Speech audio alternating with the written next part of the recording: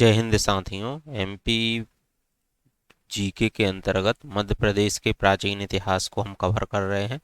मध्य प्रदेश के प्राचीन इतिहास के अंतर्गत पार्ट 1 में हमने मध्य प्रदेश में का जो है प्राचीन इतिहास, पुरापाषाण काल, मध्यपाषाण काल, नवपाषाण काल, ताम्रपाषाण काल, लौहयुगीन संस्कृति, महापाषाण संस्कृति, मध्य प्रदेश में वैदिक काल और महाजनपद काल, इतना पार्ट हम कवर कर चुके हैं। आज इसके पार्ट सेकेंड में है मध्य प्रदेश में मौर्य काल, मध्य प्रदेश में गुप्त काल, मध्य प्रदेश में गुर्जर प्रतिहार राजवंश, मध्य प्रदेश में स्वतंत्र क्षेत्र एवं राजवंश और मध्य प्रदेश में तोमर वंश। प्राचीन इतिहास के अंतर्गत हम ये सभी चीज़ें कवर करेंगे। एमपीपीएससी के जितने भी एग्ज़ाम होते हैं उसमें जो पार्ट ए का सिलेबस है उसके अंतर्गत भी ये कवर हो जाएगा आपका। और राज्य सेवा प्रारंभिक परीक्षा के अंतर्गत भी जो एमपी के इतिहास की महत्वपूर्ण घटनाएं और प्रमुख राजवंश दिया गया है ये वह पार्ट भी कवर हो जाएगा। यह वीडियो राज्य सेवा प्रारंभिक परीक्षा, सहायक संचालक परीक्षा, सहायक संचालक उद्यान, सहायक प्राध्यापक, असिस्टेंट प्रोफेसर, राज्य वन सेवा, खनिज निरीक्षक परीक्षा और एमपीएफएसओ, एमपीआरटीओ इंस्पेक्टर और जितनी भी एमपीपीएससी परीक्षाएं आयोजित करता है सभी परीक्षाओं के लिए, और एमपीईएसबी Madhya Pradesh employ selection board और व्यापम के द्वारा जितनी भी परीक्षाएं आयोजित की जाती हैं उन सब में जो एमपीजी के आता है उसके लिए यह इम्पोर्टेंट रहेगा। शुरू करते हैं आज का वीडियो। मध्य प्रदेश में मौर्य काल, प्लेलिस्ट में यह वीडियो अवेलेबल रहेगा, आप वहां से वॉच कर सकते हैं। यदि बात करें मध्य प्रदेश में मौर्य काल की तो सबसे पहले विशाल मौर्य साम्राज्य के अंतर्गत मध्य प्रदेश भी सम्मिलित था। हमने यह देखा था, पिछले वीडियो में भी बताया था कि सिंधु घाटी सभ्यता के अंतर्गत मध्य प्रदेश से कोई साक्ष्य नहीं मिले, इसलिए है मध्य प्रदेश का जब हम प्राचीन इतिहास पढ़ते हैं तो सिंधु घाटी से संबंधित कोई डिस्कशन नहीं होता। मध्य प्रदेश में मौर्य काल एक मौर्य साम्राज्य के अंतर्गत मध्य प्रदेश भी सम्मिलित था। रुद्रदामन के जूनागढ़ अभिलेख के अनुसार गुजरात सौराष्ट्र में चंद्रगुप्त का गवर्नर प्रांतपति पुरु गुप्त शासन करता था। चंद्रगुप्त के राज्य में सौराष्ट्र, मालवा व अवंती भी शामिल थे। अशोक की बात करते हैं जो कि सबसे मेन शासक है, यहीं से प्रश्न भी बनते हैं। बृहद मौर्य साम्राज्य के शासक बिंदुसार के समय में अवंती प्रदेश का कुमारपाल अशोक था, जो अपने पिता की मृत्यु के बाद मगध का शासक बना और पीदस्सी व देवनामप्री की उपाधि धारण की। मध्य प्रदेश के गुर्जरा एवं रूपनाथ लघु शिलालेख से अशोक के शासन की जानकारी मिलती है। गुर्जरा लघु शिलालेख में अशोक का नाम अशोक देवनाम प्रियदर्शनी उल्लेखित है। 3री शताब्दी ईसा पूर्व में बिंदुसार के शासन काल में अशोक 11 वर्ष तक अवंती का प्रांतपाल था। उसने उज्जैनी को अपनी राजधानी बनाया था। महावंश के प्रमाण एवं सिंहली परंपराओं से ज्ञात होता है कि उज्जैनी जाते हुए अशोक विदिशा में रोका, जहां उसने एक श्रेष्ठी की पुत्री श्रीदेवी के साथ विवाह किया था, जो कि एक शक वंश के व्यवसाय की पुत्री थी। महाबोधि वंश में श्रीदेवी का वैदिश महादेवी मिलता है तथा इसे शाक जाति का बताया गया है। इसी से अशोक के पुत्र महेंद्र और पुत्री संघमित्रा का जन्म हुआ था। प्रमुख केंद्र है सांची, विदिशा, उज्जैनी। अशोक के राजनैतिक एवं प्रमुख धार्मिक प्रवृत्तियों के प्रमुख केंद्र थे। विशेष इसमें मौर्यकालीन पंचमार आहत सिक्के मध्य प्रदेश के अनेक स्थानों से प्राप्त हुए। प्रमुख नगरों की बात करें तो मध्य प्रदेश मौर्यकाल के अंतिम चरण में मध्य प्रदेश में लगभग 7 नगर राज्य स्थापित हुए थे। ऐरण, त्रिपुरी, भागिल, महिष्मति, उज्जैनी या चतुष्पथ नगर भी कहते हैं, विदिशा एवं पद्मावती। ऐरण नगर राज्य में सिक्कों पर ऐरकंड लेख मिलता है, जो प्रथम शताब्दी ईसा पूर्व ब्राह्मी लिपि में हुआ था। विदिशा के नगर राज्य के सिक्कों में ब्राह्मी अक्षरों में वेदस तथा वैदिश शब्द उत्कीर्ण मिलता है। मध्य प्रदेश में मौर्यकालीन अभिलेख, तो इनसे जरूर प्रश्न बनता है। इसको हम यदि मौर्यकालीन अभिलेख की बात करते हैं तो गुर्जरा अभिलेख दतिया में, काली तलाई अभिलेख जबलपुर, पान गुडरिया अभिलेख सीहोर, रूपनाथ अभिलेख अभी कटनी में है, बहुरीवन तहसील कटनी। सांची अभिलेख रायसेन, कसरावद अभिलेख खरगोन और सारो मारो अभिलेख शहडोल में। यहाँ पर बात करें गुर्जरा अभिलेख दतिया में, देव कोठार अभिलेख जो है रीवा, भरहूत अभिलेख सतना, रूपनाथ अभिलेख बोहरीबंद कटनी, सारो मारो अभिलेख शहडोल, काली तलाई जबलपुर, कसरावत जो है खरगोन में, पानगुडरिया अभिलेख सीहोर में और तुमैन अशोकनगर। मोस्ट इम्पोर्टेंट है, यहाँ से कोई ना कोई प्रश्न बनता रहता। मध्य प्रदेश में मौर्यकालीन स्मारक, सांची का स्तूप मोस्ट इम्पोर्टेंट है। सम्राट अशोक ने 3री शताब्दी ईसा पूर्व में सांची के बौद्ध स्तूप का निर्माण करवाया था, जो मूल रूप से ईंटों से निर्मित था। खोज 1818 ईस्वी में जनरल टेलर ने सांची स्तूप की खोज की थी। अवस्थित रायसेन में मौर्यकालीन स्तूप है। विशेष इसकी बात करें तो महादेवी के कहने पर अशोक के द्वारा इसका निर्माण कराया गया था। यह मूलतः ईंटों से निर्मित है। शुंग काल में इस स्तूप में वेदिका एवं प्रवेश द्वार का निर्माण कराया गया। इसे भारत का सबसे बड़ा स्तूप माना जाता है। 1989 में यूनेस्को द्वारा इसे विश्व धरोहर सूची में शामिल किया गया है। तुमैन का स्तूप जो है तुमैन जिला अशोकनगर विदिशा तथा मथुरा को जोड़ने वाले व्यापारिक मार्ग पर स्थित है। यहाँ पर 3 मौर्यकालीन बौद्ध स्तूप भी स्थापित किए गए थे। उज्जैन का बौद्ध महास्तूप, सम्राट अशोक द्वारा अपनी पत्नी कुमार देवी के लिए उज्जैन में एक विशाल स्तूप का निर्माण करवाया गया था, जिसके अवशेष वेस्ट टेकरी कानीपुरा नामक टीले के रूप में विद्यमान है। कसरावत के स्तूप, कसरावत जिला खरगोन में स्थित ईद बर्डी नामक टीले के उत्खनन से 11 मौर्यकालीन स्तूप प्राप्त हुए हैं। देउर कुठार के स्तूप, देउर कुठार जिला रीवा में प्राप्त हुए हैं। पानगुडरिया का स्तूप, पानगुडरिया से भी मौर्यकालीन प्रदक्षिणा पथ युक्त स्तूप प्राप्त हुआ। भरहूत का स्तूप, यह सतना जिले में स्थित है। इसकी खोज 1873 में अलेक्जेंडर कनिंघम ने की। यह सतना की उचेहरा तहसील में अवस्थित मौर्यकालीन स्तूप है, जो अशोक द्वारा निर्मित, लेकिन शुंग काल में इसका विस्तार हुआ था। भरहूत एक गांव है जो कि मैहर मैहर के बाद उचेहरा और उचेहरा से और सतना के बीच में यह भरहूत ग्राम पड़ता है। मध्य प्रदेश में मौर्य उत्तर काल, तो मौर्य उत्तर काल की बात करते हैं। मौर्य वंश के पतन के पश्चात मध्य प्रदेश के भूभाग पर शुंग वंश का अधिकार रहा। शुंग मूलतः उज्जैन में मौर्यों की सेवा में रहे और उनके सेनापति पुष्यमित्र ने मौर्य सम्राट बृहद्रथ की हत्या कर शुंग वंश की स्थापना की थी। इस प्रकार मौर्य वंश के बाद शुंग वंश ने मगध पर राज किया। ब्राह्मण वंश के अंतर्गत शुंग वंश और सातवाहन वंश आते हैं। शुंग वंश की बात करें तो पुष्यमित्र शुंग ने अपने पुत्र अग्निमित्र को विदिशा का प्रांतपति बनाया था। अग्निमित्र और मालविका के प्रेम प्रसंग के आधार बनाकर कालिदास ने अपनी पहली रचना मालविका ने अग्निमित्रम लिखी। शुंग वंश के राजा काशीपुत्र भागभद्र के शासनकाल में ग्रीक राजा एंटियाल्टिक का यूनानी राजदूत हेलियोडोरस विदिशा आया था, जिसने यहाँ भागवत धर्म स्वीकार भगवान वैष्णव मत को समर्पित गरुड़ स्तंभ का निर्माण करवाया था, जिसे वर्तमान में खम बाबा के नाम से जाना जाता है। विशेष, अशोक ने सतना में भरहूत स्तूप का निर्माण कराया था, जिसका पुनर्निर्माण शुंग काल में हुआ और साथ ही अशोक द्वारा बनवाया सांची के स्तूप में चहारी दीवारी और प्रवेश द्वार शुंग काल में बनाए गए। शुंग वंश के अंतिम राजा देवभूति की हत्या करके वासुदेव ने कण्व वंश की स्थापना की थी। मध्य प्रदेश में शुंगकालीन शासक, तो पुष्यमित्र शुंग पहले नाम आता है। यह अंतिम मौर्य शासक बृहद्रथ का सेनापति था एवं शुंग वंश का संस्थापक था। क्षेत्र का विस्तार, इसका साधन नर्मदा नदी तक विस्तृत था।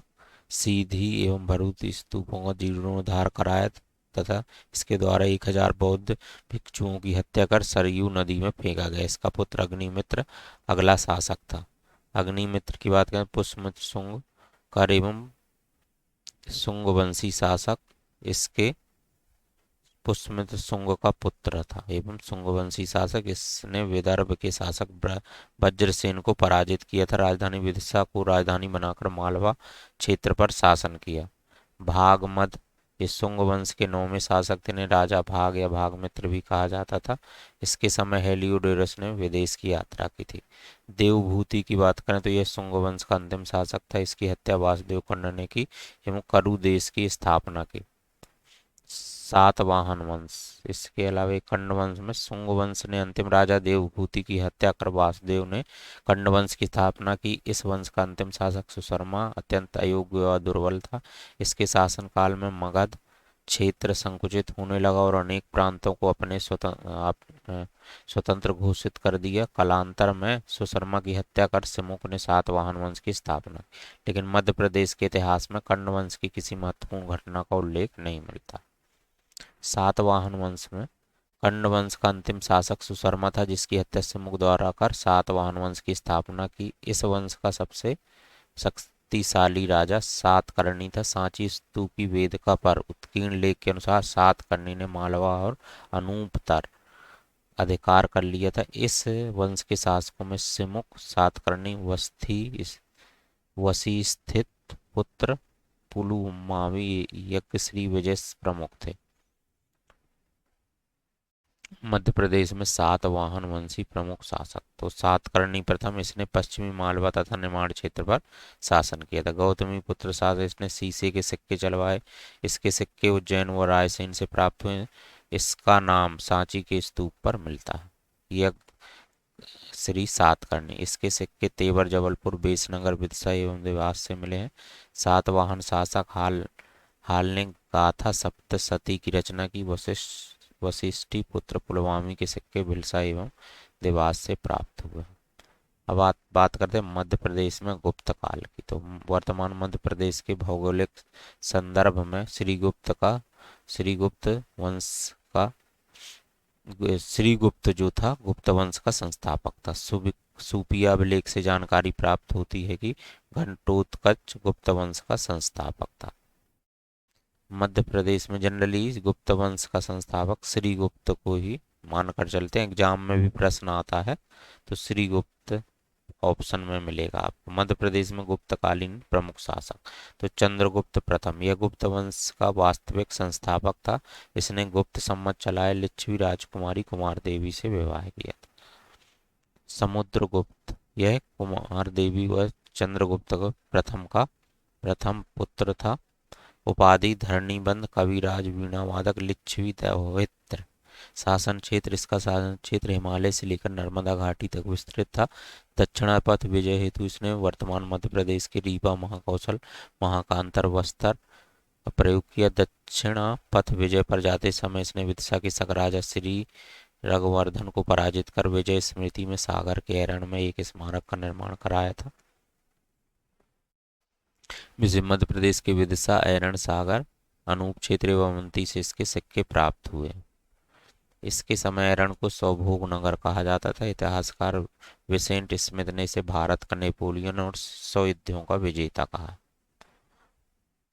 चंद्रगुप्त द्वितीय विक्रमादित्य, यह गुप्त वंश का प्रतापी शासक था। इसकी प्रथम राजधानी पाटलिपुत्र थी, जो कि राजनैतिक राजधानी थी। इसके मंत्री वीरसेन ने उदयगिरी की पहाड़ियों में एक अभिलेख उत्कीर्ण कराया था। उदयगिरी अभिलेख से यह जानकारी प्राप्त होती है कि इसने विदिशा क्षेत्र में अभियान कर शकों को पराजित किया था एवं शकों को हराने के बाद इसने उज्जैनी अवंती को अपनी सांस्कृतिक राजधानी यानी द्वितीय राजधानी बनाया था। इसी के समय चीनी यात्री फाह्यान ने भारत एवं मध्य प्रदेश की यात्रा की। फाह्यान ने अपने यात्रा वृत्तांत को फूयू की में मालवा की जलवायु को श्रेष्ठ जलवायु बताया। तो यह प्रश्न आ जाता है कि फाह्यान ने मालवा की यात्रा किस शासन के काल में की थी? चंद्रगुप्त द्वितीय विक्रमादित्य के काल में। सूपिया अभिलेख में गुप्त वंश में समुद्रगुप्त के पश्चात रामगुप्त का उल्लेख मिलता है। कुमारगुप्त चंद्रगुप्त द्वितीय का पुत्र एवं गुप्त वंशी शासक है। इसके समय मंदसौर को दसपुर कहा जाता था। तो दसपुर किसके समय? कुमारगुप्त। इसने मयूर प्रकार के सिक्के चलाए थे। तुमैन अभिलेख में इसे शरदकालीन सूर्य की भांति बताया गया है। इसका पुत्र स्कैन तुमैन अभिलेख जो है अशोकनगर, इसका पुत्र स्कंदगुप्त अगला शासक बना। स्कंदगुप्त यह कुमारगुप्त प्रथम का पुत्र था। मंदसौर अभिलेख से जानकारी प्राप्त होती है कि इसके समय हूण आक्रमण हुआ था। सूफी अभिलेख रीवा से जानकारी प्राप्त होती है कि इसने गुप्त वंश के शासक के रूप में कार्य किया था। भानुगुप्त इसके समय हूणों का आक्रमण हुआ था। इसने अपनी सहायता हेतु अपने मित्र और सेनापति गोपराज को बुलवाया। गोपराज की युद्ध में मृत्यु हुई एवं उसकी पत्नी ने सती प्रथा का पालन किया। इस सती प्रथा का साक्ष्य में ऐरण अभिलेख से प्राप्त होता। गुप्तकालीन प्रमुख अभिलेख एवं नगर। तो मंदसौर अभिलेख कुमारगुप्त, यह पश्चिम मालवा में स्थित था। इसका नाम दसपुर भी मिलता है। सांची अभिलेख, सांची से प्राप्त इस अभिलेख में हरि स्वामिनी द्वारा यहाँ के आर्य संघ को धन दान अक्षय निधि दिए जाने का उल्लेख किया गया है। उदयगिरी शिलालेख, इस शिलालेख में शंकर नामक व्यक्ति द्वारा इस स्थान पर पार्श्वनाथ की मूर्ति स्थापित किए जाने का उल्लेख है। तुमैन अभिलेख कुमारगुप्त, यह अभिलेख अशोकनगर जिले में स्थित है। इसमें राजा को शरतकालीन सूर्य की भांति बतलाया गया। सूपिया का लेख कुमारगुप्त, रीवा जिले के सूपिया नामक स्थान से यह लेख प्राप्त हुआ। इसमें गुप्तों की वंशावली घंटोत्कच के समय से प्राप्त होती है। ऐरण अभिलेख भानुगुप्त, ऐरण सागर अभिलेख हूणों की उपस्थिति को दर्शाता है। सती प्रथा का प्रथम साक्ष्य प्राप्त हुआ। अब गुप्तकालीन मंदिरों की बात करें तो नचना कोटार का मंदिर का पार्वती मंदिर पन्ना, भूमरा का शिव मंदिर नागौर सतना, खोह मंदिर नागौर सतना, तिगमा का विष्णु मंदिर बहुरीबंद कटनी। यहीं पर ही कुछ दूरी पर ही रूपनाथ में अशोक का शिलालेख जो है यही बहुरीबंद में ही है। तिगमा का कंकाली माता मंदिर, ऐरण का विष्णु मंदिर सागर। गुप्तकालीन गुफाएं उदयगिरी गुफाएं विदिशा और बाघ की गुफाएं धार। तो यहाँ पर मध्य प्रदेश की प्रमुख गुप्तकालीन गुफाएं और तो उदयगिरी की गुफाएं विदिशा में है, बाघ की गुफाएं धार में, विष्णु मंदिर सागर, नचना कोठार पन्ना, भूमरा शिव देव मंदिर खौह मंदिर सतना और तिगमा विष्णु मंदिर और कंकाली देवी का मंदिर ये बहुरीबंद कटनी जिले में स्थित है। गुप्तकालीन प्रमुख वंश, गुप्तकालीन प्रमुख वंश की बात करें जो मध्य प्रदेश से बोधि राजवंश, शक वंश के अंदर कारण दमक वंश और चहरात वंश, कुषाण वंश और नाग वंश। ये कई बार प्रश्न आ चुका है कि बोधि जो राजवंश इसका केंद्र कहाँ पर रहा है। एमपीपीएससी ने पूछा है इसको। तो मध्य प्रदेश में बोधि राजवंश का मुख्य केंद्र त्रिपुरी जबलपुर में रहा है। ईसा की दूसरी तीसरी सदी में त्रिपुरी आधुनिक तेवर जबलपुर क्षेत्र पर बोधि वंश के राजाओं की जानकारी मिलती है। त्रिपुरी उत्खनन में इस राजवंश के शासक शिव बोधि, वसु बोधि, श्री बोधि, पीर बोधि, चंद्र बोधि एवं धर्म बोधि के नाम से ज्ञात हुए हैं। मध्य प्रदेश में शक वंश, तो स्वतंत्र शक वंश का संस्थापक चष्टन को माना जाता है। राजधानी उज्जैन, शासन क्षेत्र शकों ने मध्य प्रदेश के पश्चिमोत्तर क्षेत्र में शासन किया था। शकों को पराजित करने का कार्य चंद्रगुप्त द्वितीय विक्रमादित्य ने किया। शकों ने दो शाखाओं के माध्यम से शासन किया, एक है कारदमक वंश शाखा या चहरात वंश शाखा। तो यदि बात करें कारदमक वंश शाखा में तो संस्थापक चष्टन था। इन्हें मालवा के शक भी कहा जाता है। इनकी राजधानी उज्जैनी थी। शासन क्षेत्र इनका गुजरात के काठियावाड़ से लेकर मालवा तक विस्तारित था। विशेष इनसे रुद्रामन कारदामक वंश का प्रतापी शासक था। इसने निधि युक्त चांदी के सिक्के मध्य प्रदेश में चलाए। जूनागढ़ अभिलेख में उल्लेख मिलता है कि इसने सुदर्शन झील का जीर्णोद्धार कराया था। रुद्रदामन का उत्तराधिकारी रुद्र सिंह हुआ जिसने शाजापुर शिलालेख उत्तीर्ण कराया था। श्रीवर्धन यह शकों की कारदामक शाखा का शासक था। इसके सिक्के मध्य प्रदेश के ऐरण सांची से प्राप्त हुए। चहरात वंश की बात करें तो इस शाखा का नामकरण राजा चहरात के नाम पर हुआ है। इस शाखा के शासक भूमक ने मालवा एवं गुजरात में शासन किया। इस शाखा के शासन नहपान की राजधानी मिन्ननगर मंदसौर थी। नहपान के सिक्के शिवपुरी से प्राप्त होते। नहपान का युद्ध में नहपान सातवाहनों से हुआ।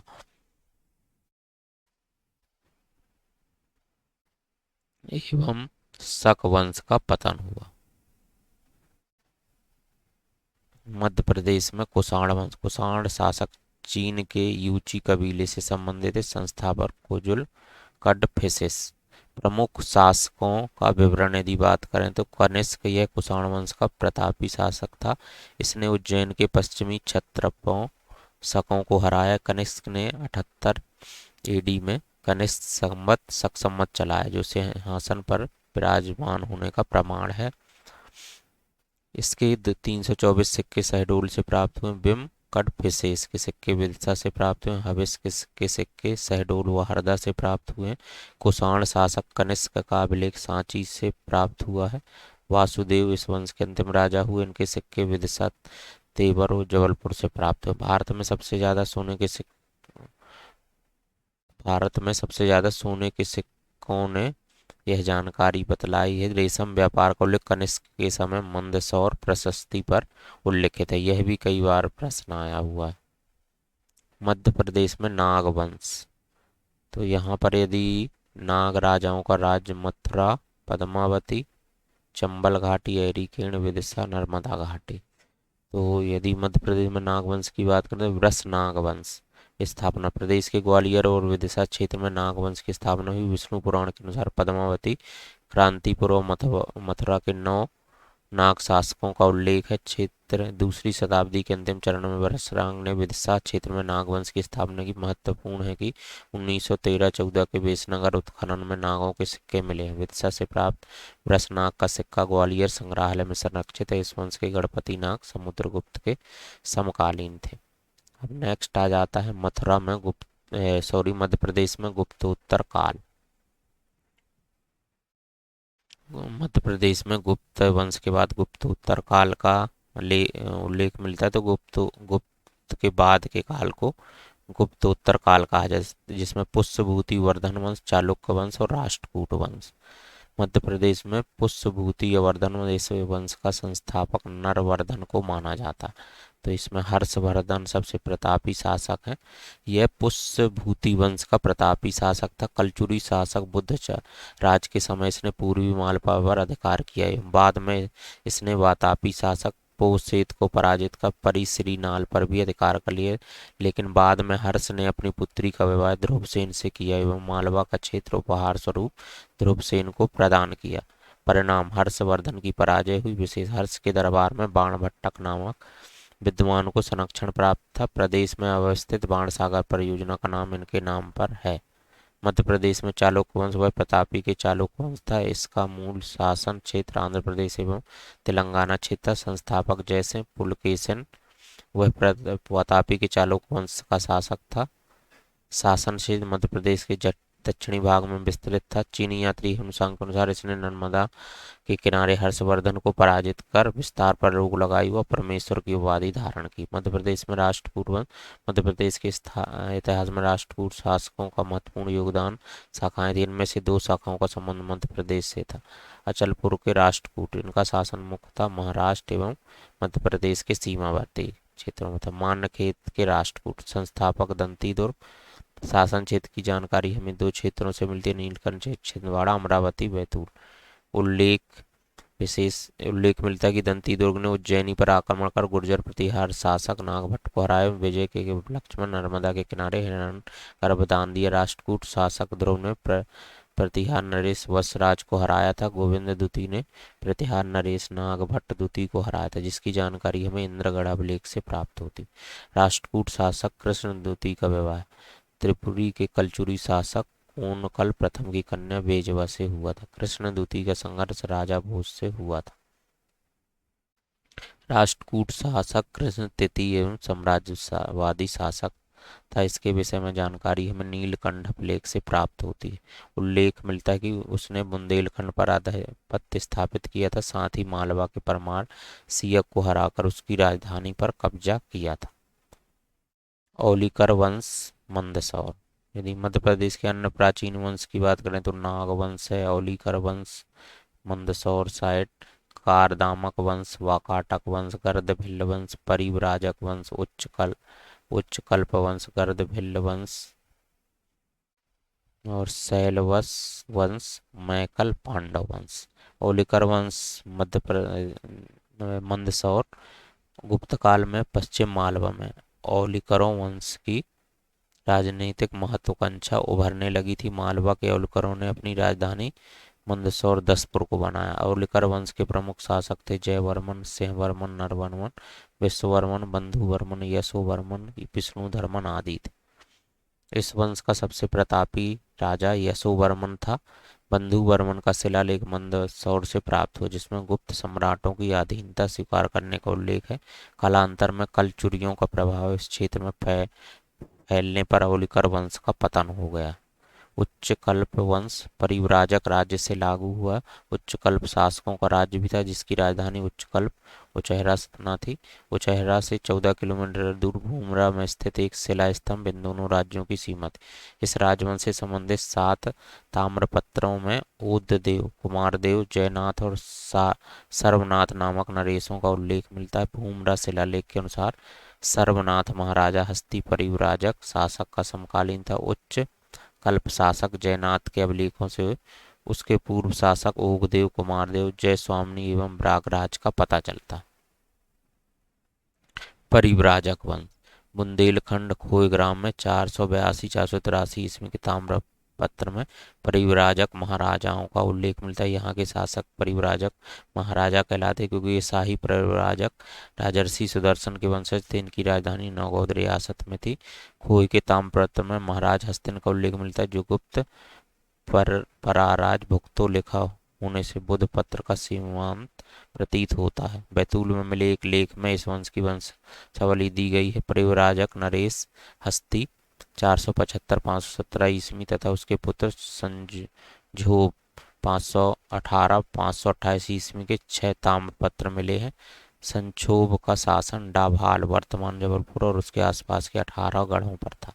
वाकाटक वंश गुप्त काल की एक समकालीन शक्ति वाकाटक वंश रही है। वाकाटकों का मूल निवास स्थान बुंदेलखंड था। वाकाटक राजवंश का संस्थापक विंध्य शक्ति था, जिसने विदिशा पर शासन किया। विंध्य शक्ति के पश्चात उसके पुत्र प्रवरसेन ने शासन किया और प्रवरसेन की मृत्यु के बाद साम्राज्य 4 पुत्रों में विभाजित हो गया। मौखरी वंश प्रवर्ती गुप्त शासक के शासक एवं गुप्त सम्राटों के अधीन सामंत थे, जिन्होंने संभवतः 5वीं शताब्दी के मध्य स्वयं को स्वतंत्र घोषित किया। अवसाद अभिलेख में इस वंश के कृष्णगुप्त, हर्षगुप्त, जीवित गुप्त, कुमारगुप्त, वामोवार गुप्त, महासेन गुप्त और आदित्य सेन गुप्त आदि नरेशों के नाम का उल्लेख किया गया है। बाणभट्ट द्वारा रचित हर्षचरित में परवर्ती गुप्त राजवंश के महासेन गुप्त को मालवा नरेश कहा गया है। हालांकि महासेन गुप्त का शीघ्र ही मालवा पर अधिकार समाप्त हो गया था। वल्लभी के मैत्रक वंशी शासक शिलादित्य प्रथम लगभग 600 ईस्वी ने पश्चिमी मालवा के बड़े भाग पर अधिकार कर लिया था। गुप्त साम्राज्य के पतन के पश्चात पश्चिमी उत्तर प्रदेश के कान्य पूज्य कन्नौज नगर में 6ठी सदी के मध्य मौखरी राजवंश की सत्ता स्थापित हुई। मध्य प्रदेश के पूर्व निर्माण जिले में सीरगढ़ के किले से महाराजाधिराज सर्ववर्मन का एक ताम्र मुखर लेख प्राप्त हुआ है। कलिंजर बुंदेलखंड क्षेत्र पर मौखरियों के प्रत्यक्ष अधिकार या प्रभुत्व का प्रमाण भोजदेव का विक्रम संवत 893 का दान पत्र है, जिसमें श्री सर्ववर्मन द्वारा किए गए दान का उल्लेख मिलता है। कलचुरी और चालुक्य शासकों के आक्रमणों ने इनकी शक्ति में कमी की और अंत में ये परवर्ती गुप्त सम्राट थानेश्वर के वर्धन सम्राटों के सामंत बनकर रह गए। मध्य प्रदेश में गुर्जर प्रतिहार राजवंश जैन ग्रंथ कुवलयमाला एक हरिवंश पुराण के अनुसार गुर्जर वत्सराज का शासन मालवा पर था। गुर्जर प्रतिहार वंश के महान शासक मेहर भोज 836 ईस्वी से 885 ईस्वी ने अपने राज्य को सुसंगठित करते हुए बुंदेलखंड पर पुनः अधिकार कर लिया। मध्य प्रदेश में मेहर भोज के अभिलेख ग्वालियर जिले के सागर ताल से मिलते हैं। उल्लेखनीय कि ये अभिलेख ग्वालियर के स्थानीय प्रशासन तथा व्यापार श्रेणियों पर प्रकाश डालते हैं। राष्ट्रकूट शासक इंद्र तृतीय ने 10वीं शताब्दी में गुर्जर प्रतिहार शासक यही पाल प्रथम को पराजित कर उज्जैन पर पुनः अधिकार कर लिया था। मध्य प्रदेश में गुर्जर प्रतिहार वंशी शासक तो एक नागभट्ट प्रथम शासनकाल है 730 से 1030 ईस्वी। नागभट्ट प्रथम संस्थापक हैं। प्रथम राजधानी उज्जैन, द्वितीय राजधानी कन्नौज। राष्ट्रकूट शासक दंती दुर्ग ने इसे पराजित किया तथा इसने यज्ञदेव नामक जैन सिद्धांत को संरक्षण दिया था। नागभट्ट द्वितीय। यह वत्सराज का प्रथम पुत्र एवं गुर्जर प्रतिहार वंश का शासक था। इसने कलिंग का विदर्भ क्षेत्र में विजय प्राप्त की। उल्लेख मिलता है कि राष्ट्रकूट शासक गोविंद तृतीय ने इसे पराजित किया था। नागभट्ट द्वितीय के पश्चात उसका पुत्र रामभद्र अगला शासक बना। रामभद्र के बाद मिहिर भोज वास्तविक संस्थापक ने सत्ता संभाली थी। मिहिर भोज वास्तविक संस्थापक शासन 836 से 885 ईस्वी। राजधानी इसने कन्नौज को राजधानी बनाकर गुजरात, राजस्थान एवं मध्य प्रदेश के क्षेत्रों में विजय प्राप्त की थी। यदि इसकी बात करें विशेष इससे संबंधित, तो राम मद्र का पुत्र एवं गुर्जर प्रतिहार वंश का सबसे से प्रतापी शासक था। इसी के समय अरबी यात्री सुलेमान ने भारत की यात्रा की। इसने ग्वालियर के दुर्ग में तेली के मंदिर का निर्माण कराया था। मिहिर भोज ने ग्वालियर के दुर्ग में, ग्वालियर के किले में तेली के मंदिर का निर्माण कराया था। ग्वालियर अवस्थित सागर ताल अभिलेख में से आदि वराह कहा गया है। मिहिर भोज के बाद महेंद्र पाल प्रथम, भोज द्वितीय एवं महिपाल द्वितीय प्रथम क्रमशः शासक हुए। महिपाल के बाद प्रतिहारों की शक्ति क्षीण होने लगी एवं धीरे धीरे इस वंश का पतन हो गया। गुर्जर प्रतिहार साम्राज्य के पतन के पश्चात मध्य प्रदेश से संबंधित 3 सामंतों ने क्रमशः त्रिपुरी के कलचुरी, मालवा के परमार तथा बुंदेलखंड के चंदेल ने स्वयं को स्वतंत्र किया। 9वीं एवं 10वीं शताब्दी में गुर्जर प्रतिहार वंश के पतन के बाद मध्य प्रदेश के क्षेत्र में अनेक स्वतंत्र राज्यों की स्थापना हुई। तो मध्य प्रदेश के स्वतंत्र राज्य मोस्ट इम्पॉर्टेंट है, इनसे बहुत सारे प्रश्न बनते हैं। तो मध्य प्रदेश के क्षेत्र में स्वतंत्र राज्य और वंश जैसे कि कलचुरी या चेदी वंश, त्रिपुरी का कलचुरी वंश, चंदेल वंश, मालवा का परमार वंश। तो इसमें ये इससे बहुत सारे प्रश्न बनते हैं, मोस्ट इम्पॉर्टेंट है, तो इनको भी हम कवर करते हैं। और लास्ट में तोमर वंश आ जाएगा। इनसे किस हर एग्जाम में कोई ना कोई प्रश्न जरूर आपको मिलेगा, क्योंकि ये अन्य भारत के अन्य उसमें प्राचीन इतिहास में इनका जिक्र नहीं, केवल एमपी में बहुत इनका डिस्कशन होता है। तो कलचुरी या चेदी वंश क्षेत्र, इसके अंतर्गत राज्य में मालवा, गुजरात, कोंकण, विदर्भ सहित महाराष्ट्र के क्षेत्र आते हैं। अवस्थिति की बात करें तो चंदेल राज्य के दक्षिण में चेदी के कलचुरियों का राज्य स्थित है। प्रमुख शाखाएं हैं कलचुरी राजवंश की 2 शाखाओं का उल्लेख मिलता है, महिष्मती शाखा और त्रिपुरी शाखा। महिष्मती का कलचुरी वंश अत्यंत प्राचीन है। इसने ही कलचुरी संवत 248 ईस्वी में स्थापित किया था। कृष्णराज 550 से 575 ईस्वी। कृष्णराज इस शाखा का एक प्रतापी शासक था। कृष्णराज के चांदी के सिक्के नासिक, अमरावती, बैतूल तथा जबलपुर से प्राप्त हुए। फिर कलचुरी या चेदी वंश का जो शासक था बुद्धराज शासक। बुद्धराज को चालुक्य शासकों मंगलेश से युद्ध करना पड़ा, जिससे वह पराजित हुआ। राज्य का एक बड़ा हिस्सा पुलकेशन द्वारा छीन लिया गया था।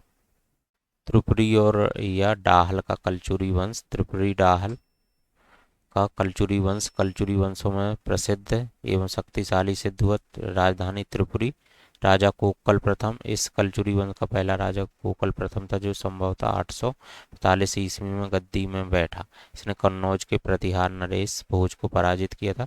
कोकल ने चंदेल की वंश की राजकुमारी नट्टा देवी के साथ विवाह किया था। युवराज प्रथम, इस वंश के शासक युवराज प्रथम।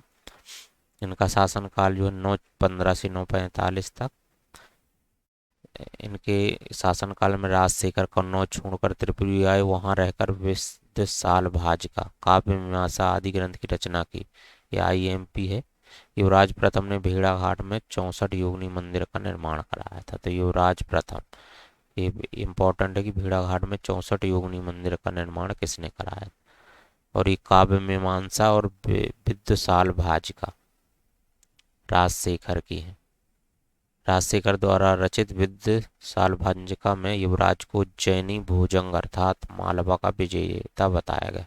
गंगादेव गंगादेव 1019 ईस्वी में राजा बना, जिसने कलचुरियों को पुनः शक्तिशाली बनाया। अलबरूनी ने गंगादेव का उल्लेख डाहल के शासक के रूप में किया है। गंगादेव ने लक्ष्मी की छाप वाले सोने के सिक्के जारी किए थे। गंगादेव के बाद कर्ण अथवा लक्ष्मी कर्ण शासक बना। इसका विवाह हणवंशी कन्या आवाल्य देवी के साथ हुआ। विजय सिंह इस वंश का अंतिम शासक बना, जो चंदेल शासकों त्रैलोक्य वर्मन से पराजित हुई। इस प्रकार त्रिपुरी को चंदेल राज्य में शामिल कर चेदी वंश को समाप्त कर दिया गया। चंदेल वंश में जेजाक भुक्ति। अगला है चंदेल वंश, जेजाक भुक्ति वंश भी कहते हैं, मोस्ट इम्पोर्टेंट है। राजधानी खजुराहो क्षेत्र। प्रतिहार साम्राज्य के पतन के बाद बुंदेलखंड के भूभागों पर चंदेल शक्ति का उदय हुआ। बुंदेलखंड का प्राचीन नाम जेजाक भुक्ति है। नन्नोक 831 से 848 ईस्वी में था। 831 ईस्वी में इस वंश की स्थापना नन्नुक चंदेल वंश का आदि पुरुष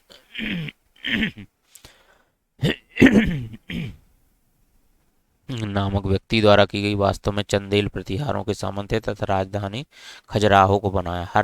हर चंदेल शासक राहिल का उत्तराधिकारी था, जिसका उल्लेख बनारस ताम्रपत्र एवं खजुराहो के प्रस्तर अभिलेख में मिलता है। यशोवर्मन की बात करें तो हर्ष के बाद उसका पुत्र यशोवर्मन शासक बना। खजुराहो के शिलालेखों में यशोवर्मन के विजय अभियानों की प्रशंसा की गई। इसने लक्ष्मण मंदिर, चतुर्भुज मंदिर का निर्माण कराया। खजुराहो के प्रसिद्ध विष्णु मंदिर, चतुर्भुज मंदिर का निर्माण हर्ष के पुत्र यशोवर्मन लक्ष्मण वर्मन ने करवाया। इस मंदिर में उसने वैकुंठ यानी विष्णु की मूर्ति स्थापित कराई थी, जिसे उसने प्रतिहार शासक देवपाल से प्राप्त किया था। धंगदेव जेजाक भुक्ति के चंदेल वंश के शासक थे। धंगदेव के समय चंदेल पूरी तरह प्रतिहारों से स्वतंत्र हो गया। यशोवर्मन के पुत्र धंगदेव ने खजुराहो में विश्वनाथ, पार्श्वनाथ, वैद्यनाथ आदि के मंदिर बनवाए थे। चंदेल शासक धंग ने अपनी राजधानी कलिंजर से हटाकर खजुराहो को बनाया। यह चंदेल वंश का सर्वाधिक प्रतापी राजा था। विद्याधर ही इस वंश का एक ऐसा भारतीय शासक था जिसने महमूद गजनवी की महत्वाकांक्षाओं का सफलतापूर्वक विरोध किया था। राजा विद्याधर ने कंदरिया महादेव मंदिर का निर्माण कराया था। चंदेल शासन के अंतिम वर्षों में मदन वर्मा चंदेल वंश का एक प्रमुख शासक हुए। इसके अभिलेख मध्य प्रदेश के छतरपुर, अजयगढ़ और खजुराहो से प्राप्त हुए। चंदेलों की राजधानी खजुराहो में कुल 85 मंदिर हैं, जिनमें केवल 25 ठीक अवस्था में। इनमें कंदरिया महादेव सबसे बड़ा मंदिर है। इससे कोई ना कोई प्रश्न बन जाता है, इनको अच्छे से ध्यान में रखना है। खजुराहो के अधिकतर मंदिरों का निर्माण चंदेल शासकों द्वारा 950 ईस्वी से 10वीं से 11वीं शताब्दी के दौरान कराया गया था। ये मंदिर हिंदू एवं जैन धर्म को समर्पित है। अब आता है मालवा का परमार वंश। तो उपेंद्र कृष्ण राज, इसमें स्थापना उपेंद्र कृष्ण राज 1818 ईस्वी 9वीं सदी के पूर्वार्ध में मालवा में एक नवीन राजवंश का उदय हुआ, जो परमार राजवंश के नाम से प्रसिद्ध हुआ। राजधानी उज्जैनी। परमार वंश के आरंभिक शासक उपेंद्र वैरी से सियक प्रथम, वाकपति प्रथम, वैरी सिंह द्वितीय आदि राजाओं ने अपना जीवन राष्ट्रकूट अथवा गुर्जर प्रतिहार सामंत के रूप में आरंभ किया।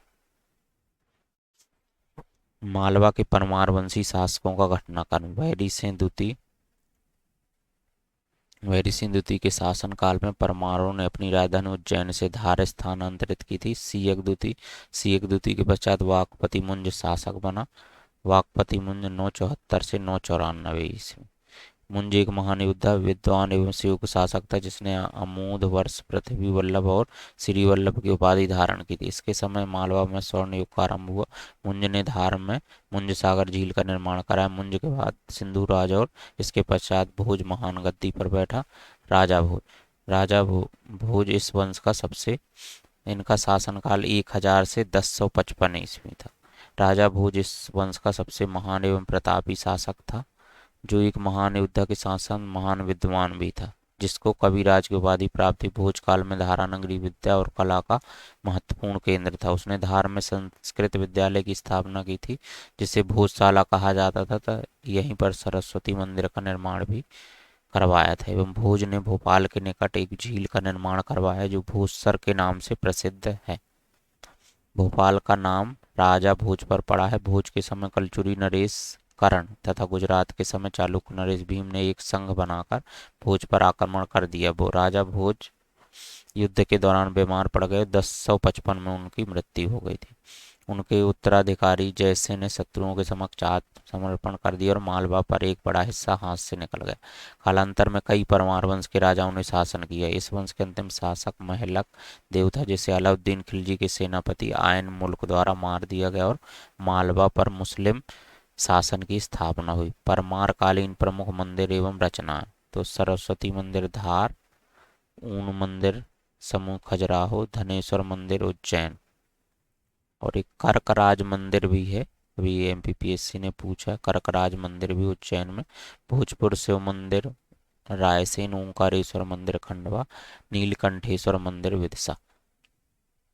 इनकी रचना यदि हम देखें तो पदांत गुप्त, नौ सह सांक चरित, धनपाल की तिलक मंजरी, देवसेन की दर्शन सागर, हालायुद्ध की कवि रहस्य, मदन की परिजात मंजरी, राजा भोज की आयुर्वेद सर्वस्व, सरस्वती कंठाभरण, राम सम्रांगण